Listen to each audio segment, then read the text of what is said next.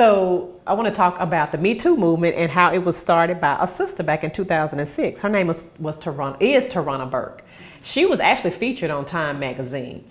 But the thing about it is, it was a little bit of frustration that I have about the whole Me Too movement is this sister started this years ago, but it took some white women and white celebrities to make it popular.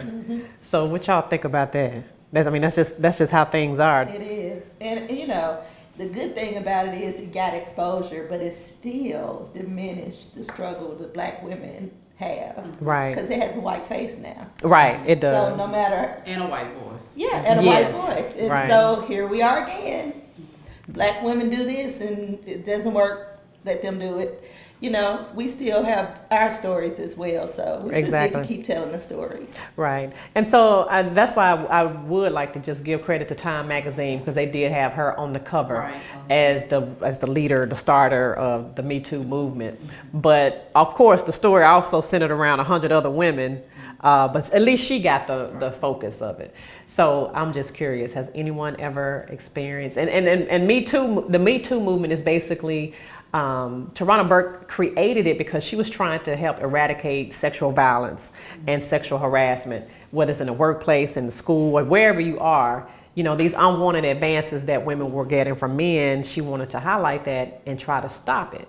So has anyone here ever experienced sexual harassment, sexual violence?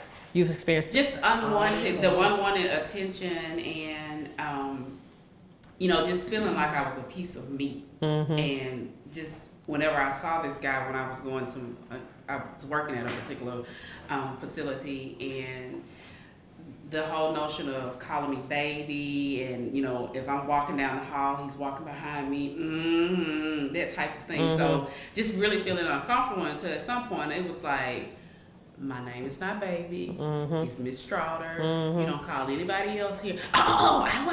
Yes, you were. And I'm just gonna call you out on it. But just having all of that uncomfortableness, experiencing all of that for me. So that was one instance that I've been in.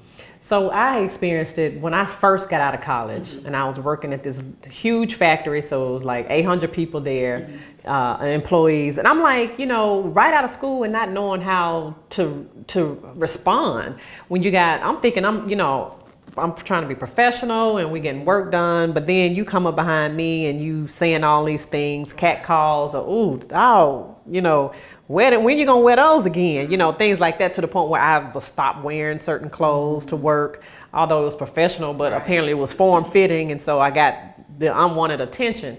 And there was one guy in particular who would leave voicemails on my phone. It would be very seductive and disgusting to me, voicemails on my phone. And I'm like, what do I do with this? And he actually ended up getting in trouble, not because of what he was doing to me, but other women he was harassing, and they ended up filing a complaint. But me coming right out of school, I didn't know how to do that.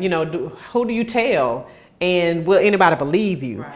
And actually this young lady came up to me, because one day a bunch of women, we were sitting around talking about our similar experiences with this same guy. And so she was like, will you all go and speak and share your story too? Because she felt like if she just told her story, nobody, human resources wouldn't believe her, So that was a way for and it was all black women. We all kind of came together, and I'm like, yeah, he did these things to me, I got the recording.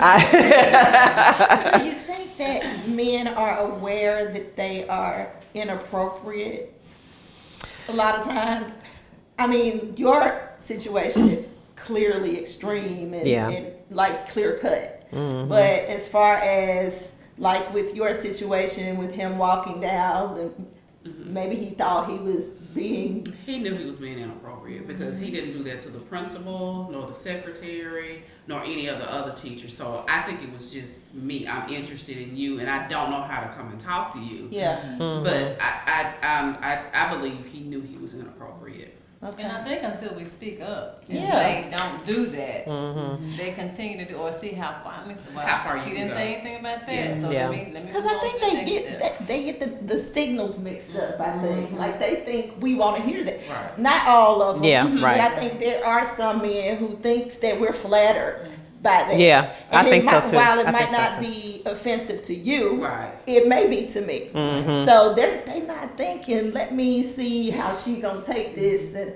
you know. So I agree with you. I think that we don't need to wait until we can't take it no more. We need to be like, no, don't speak to me like that. Right. I don't appreciate that.